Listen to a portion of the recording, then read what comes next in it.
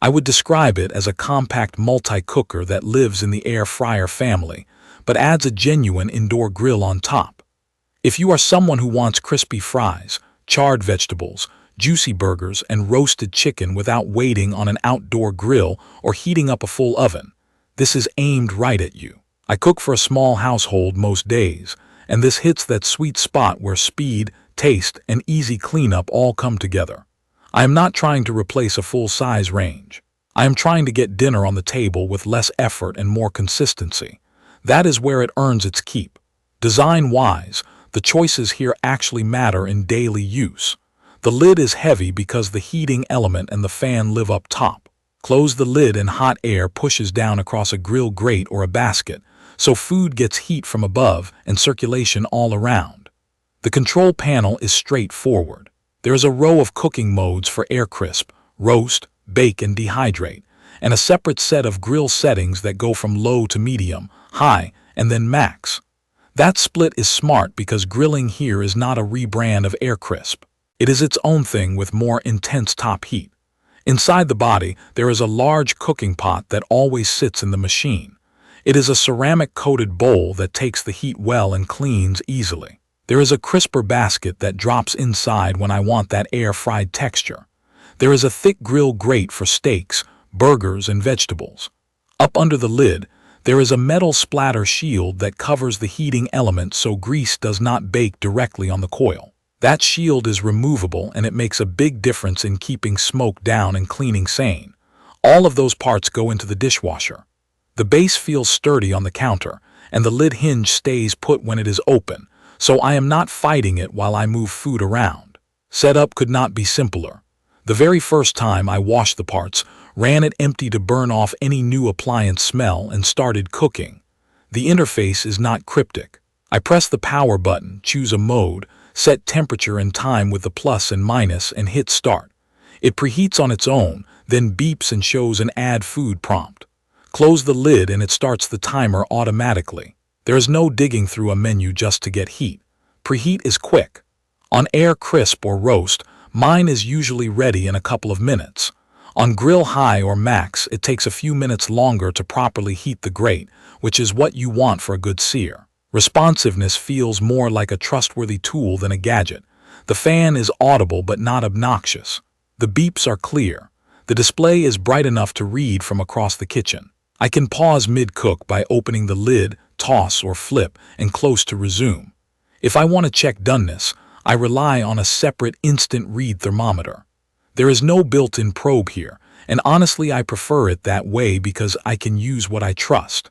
Let me talk about performance, because that is the whole point of a cooker like this. Grilling on this machine gives me actual browning, those char lines, and that little bit of smoke that makes meat and vegetables taste right. Burgers on grill high get that crust on the outside while staying juicy inside. Chicken thighs with a simple salt and pepper rub render fat, pick up color, and do not stick to the grate when I give them a minute to release. Salmon fillets take on a light char without falling apart, and the skin crisps if I dry it well and oil the grate. Vegetables like asparagus, broccolini, and bell peppers love it. They blister and sweeten in a way that is tough to get in a pan without babysitting. Air crisp mode is what most people would call air frying, and it is excellent here.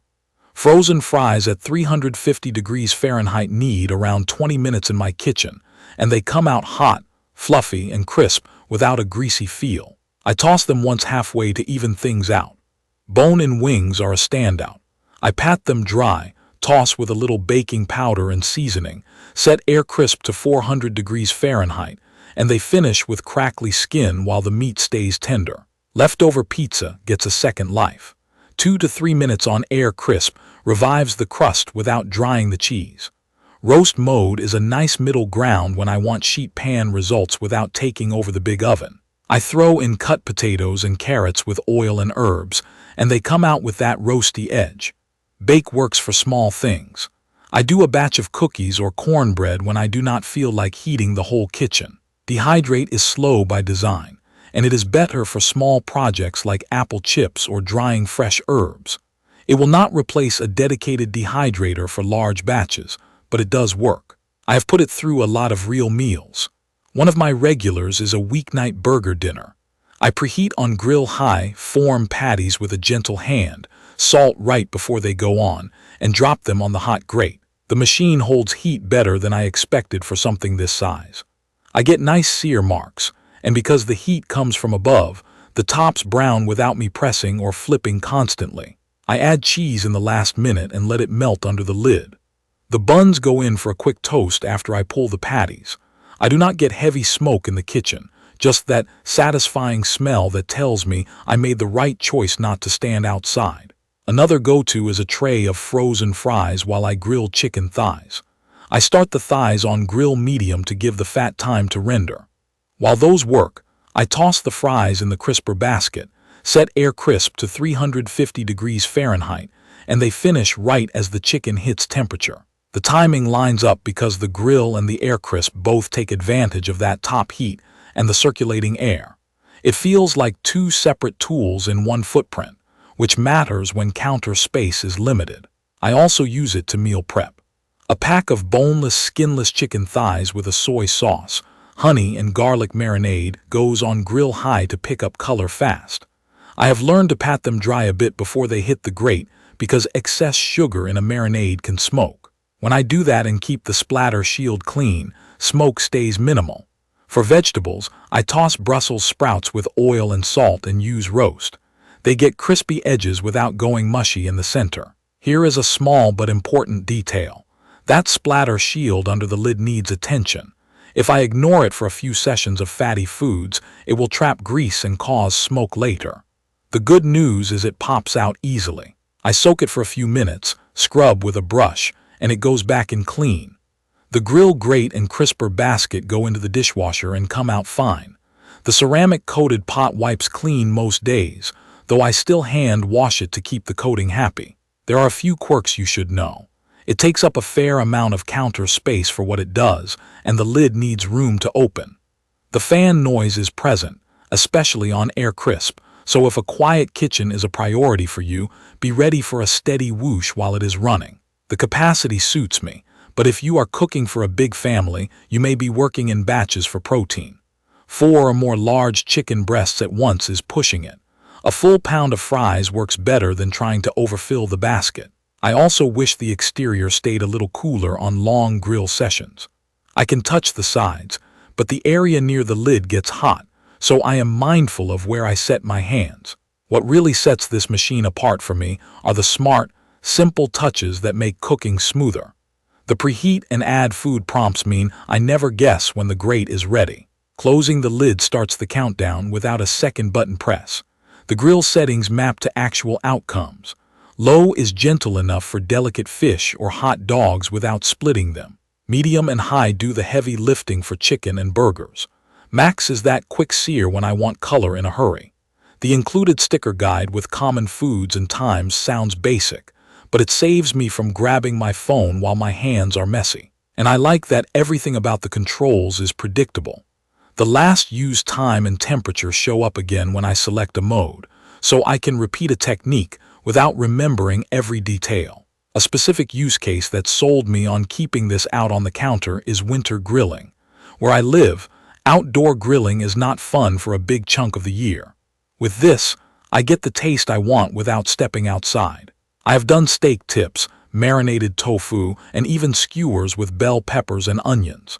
The skewers get that telltale char on the edges but stay juicy. The cleanup is contained, and there is no ash, no propane, and no guessing if the grates are hot enough. I have also leaned on it for reheating leftovers. Roast chicken that would be sad in a microwave gets new life on air crisp for a few minutes. The skin crisps back up and the meat warms without drying. Roasted vegetables firm up again.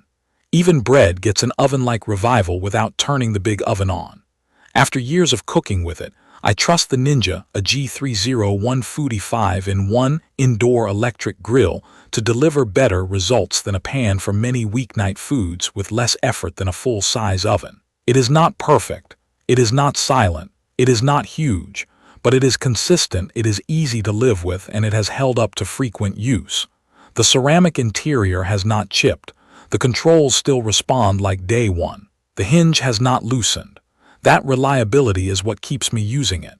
If you want an indoor cooker that can grill, air crisp, roast, bake, and dehydrate without making you learn a new way to cook, this is a solid choice. It shines for singles, couples, and small families, or anyone who wants year-round grilling without standing outside. If you regularly cook big batches for a crowd, or if you need a viewing window and a silent fan, you might look at larger or different styles. For most everyday kitchens, I think this is the right blend of speed, taste, and cleanup that actually changes how often you cook at home. If you found this helpful, hit subscribe so you do not miss the next video, and drop a comment with what you want me to cook on it next. Thank you for watching.